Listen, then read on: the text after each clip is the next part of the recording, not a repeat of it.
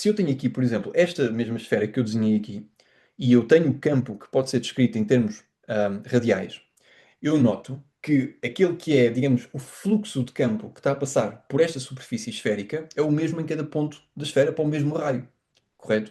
E, portanto, eu tenho de poder designar qual é que é a quantidade de campo que está a passar nesta superfície. Em geral, eu consigo fazer até análises um pouco mais interessantes se eu pensar, por exemplo, num campo. Vamos supor um campo vetorial mais simples, por exemplo, um campo vetorial que só tem componente e é de x, e depois existe uma área que vamos dizer que para já ela é completamente. Tem o seu plano, a sua superfície é perpendicular à direção do campo. E reparem que uma superfície, e aliás uma área, pode ser caracterizada através de um vetor, e o vetor seria um vetor perpendicular a essa área, correto? E portanto, esta aqui é a direção dessa superfície. Reparem que uma superfície tem uma direção, este plano tem uma direção, e portanto a direção é justamente esta, perpendicular ao sentido do plano. E aquilo que nós podemos ver é que neste caso concreto, o meu campo, que eu vou chamar a este campo o campo J, este campo é como se fosse um género de um J0 é de x, correto? Ou seja, só tem a componente em x, é de x. E como o meu plano também está descrito numa componente que neste caso também é de x, são justamente coerentes, tanto o n fatorial como o e de x são colineares, então simplesmente aquilo que eu vou ter é o fluxo do campo vetorial sobre esta superfície. Ora, o que é exatamente isto? É a intensidade do campo distribuída ao longo de toda a superfície.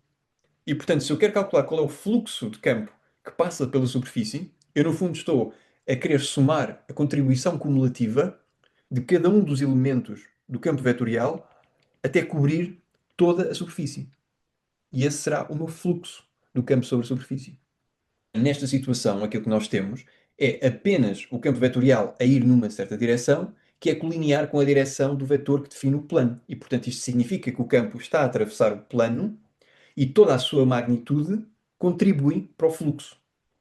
Só que o que é que acontece se, por exemplo, eu mantiver o meu campo vetorial a ir em e de x e, portanto, ele continua a ir em e de x e continua a ser definido por esta expressão aqui, só que agora a minha área tem uma ligeira rotação e, portanto, o seu vetor que define a direção já não é colinear com e de x. O que acontece aqui? Que considerações é que eu tenho de fazer agora? Bom, eu, para poder calcular o fluxo, o que é efetivamente o fluxo? É a componente que contribui colinearmente com a direção do vetor do plano. E porquê que é esta? Porque se eu desenhar aqui, designadamente neste ponto, no ponto da área do meu campo, vamos dizer que é este ponto aqui, o que é que nós vamos notar? Em termos da superfície, a componente do plano que está efetivamente a atravessá-la é esta componente aqui, colinear com n, colinear com o vetor que define o plano. E esta componente aqui do campo é que é efetivamente aquela que o atravessa. Esta componente aqui é tangencial. Esta outra componente é tangencial. E, portanto, não o atravessa. Ok? Aquilo que eu quero é apenas a componente que atravessa o plano ou a superfície. Porque é esse que contribui, e em todos os pontos dessa superfície, cumulativamente contribui para o fluxo total do campo vetorial que passa sobre aquela superfície. Então, ou seja, efetivamente aquilo que eu quero é anular todas estas componentes, porque de facto elas não contribuem para o fluxo que passa, porque sendo tangencial ao plano não está a passar pelo plano, correto?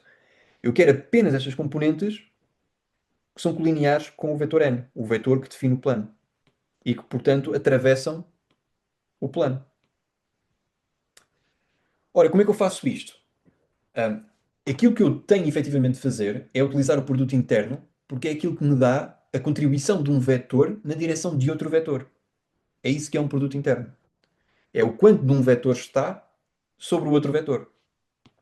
E, portanto, efetivamente, aquilo que eu vou procurar fazer aqui é ter aqui o meu campo vetorial e ver o quanto dele é que está colinear com n, que é o vetor que define o meu plano.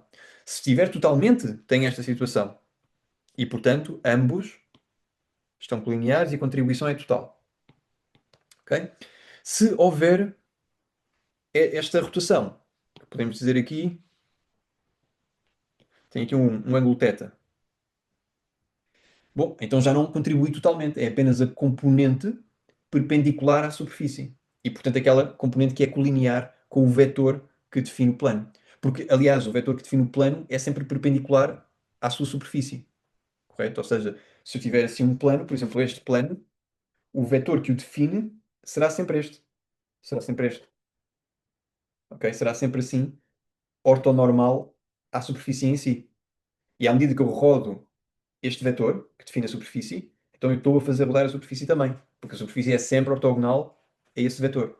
Então, através desse vetor, consigo controlar, digamos, a posição do plano no espaço. Ok?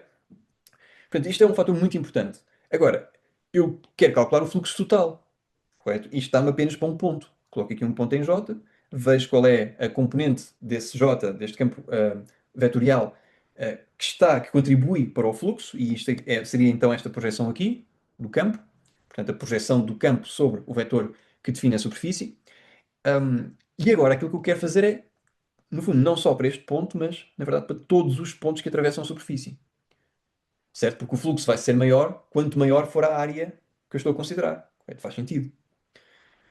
Então, aquilo que eu efetivamente tenho de fazer, já se está mesmo a ver o que é pegar no elemento da área muito pequeno, que seria, por exemplo, este, e agora somar todos os elementos da área ao longo dos limites desta superfície aqui e ver em cada um deles a contribuição do meu campo vetorial na direção do plano. E repito, quando eu digo a direção do plano, é a direção colinear com o vetor que define o plano. Ou seja, perpendicular à superfície propriamente dita. E, portanto, somo isto tudo.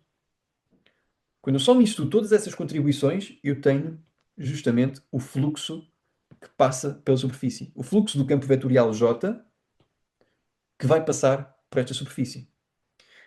Claramente, o fluxo é total quando eles são colineares, certo? Como é este caso aqui. Mas neste caso aqui, tenho que ter em consideração, desde logo, por exemplo, o cosseno do ângulo, ou o seno do ângulo, dependendo da forma como nós estamos a definir a geometria. Está bem? Portanto, este é um elemento que é importante para o cálculo de fluxos, porque muito do eletromagnetismo envolve justamente cálculo de fluxos, não é? Por exemplo, este J aqui poderia muito facilmente representar a densidade de corrente, que é uma grandeza vetorial, e que tem em conta, no fundo, a corrente que está a passar por unidade de área. Só que atenção, porque a unidade de área aqui é direcionada. E, portanto, essa densidade de corrente é uma componente vetorial, não é uma grandeza escalar. A corrente é uma grandeza escalar, mas a densidade de corrente não. Porque vai depender da do seu direcionamento relativo com a área e o fluxo da corrente em si.